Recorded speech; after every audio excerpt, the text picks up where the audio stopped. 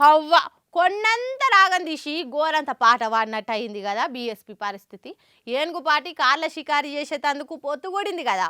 ఇక ఆ పొత్తులో కూడా ఎసొంటి సీట్లు వచ్చినాయో చూస్తే ప్రవీణ్ సార్ను పవనాల లెక్కనే త్యాగమూర్తి వయ్యా అని అనాలనిపిస్తుంది. ఆంధ్రలో పవన్ కళ్యాణ్ సారు, తెలంగాణలో ఆర్ఎస్ ప్రవీణ్ సారు భలే త్యాగమూర్తులున్నారు. పొత్తు అనుకుంటా పెద్ద పార్టీ పంచన చేరి గెలవము గెలవలేము గెలవబోము అని తెలిసిన సీట్లు ఇస్తే కూడా కండ్లకు అద్దుకొని మహాప్రసాదం అని గైకోనుడు చూస్తుంటే ఓటర్లకే జాలేస్తుందట. కారెక్కిన ఏనుగు పార్టీకి కేసీఆర్ సార్ నాగర్ కర్నూలు హైదరాబాద్ సీట్లు ఇచ్చిండు. కానీ హైదరాబాద్ లో ఓవైసీ మీద పోటీ అంటే పోషమ్మ గుడి ముంగట పొట్టేళ్లు కట్టేసినట్టే. పోని ఆడేమన్నా బీఎస్పీకి బీఆర్ఎస్ కు ఓటు బ్యాంక్ ఉందా అంటే అది లేదు. అదిగాక ఎట్లా చూసుకున్న పాత బస్తీ పతంగి పార్టీ బీఆర్ఎస్ కు పొత్తుల పార్టీ లెక్కనే ఉన్నది. అధికారికంగా పొత్తు లేకున్నా పతంగి పార్టీ కార్ పార్టీ తోటి అంటగాగుతుంది ఇప్పటికి కూడా. మరి అట్లా చూసుకున్నా పతంగి పార్టీ మీద బీఎస్పీ పోటీ అంటే మిత్రభేదం తప్పినట్టే కదా అని కొందరికి అనుమానాలు వస్తున్నాయి. మిత్రధర్మమా మన్న ఓవైసీ మీద ఎట్లయినా బీఎస్పీకే కాదు కార్ పార్టీ క్యాండిడేట్ పోటీ చేసినా గెలవడు కాబట్టి కంటి తుడుపు కింద ఏదో సీట్ ఇచ్చినమా పోటీ చేసినమా అన్నట్టు ఇజ్జత్ కాపాడుకుంటే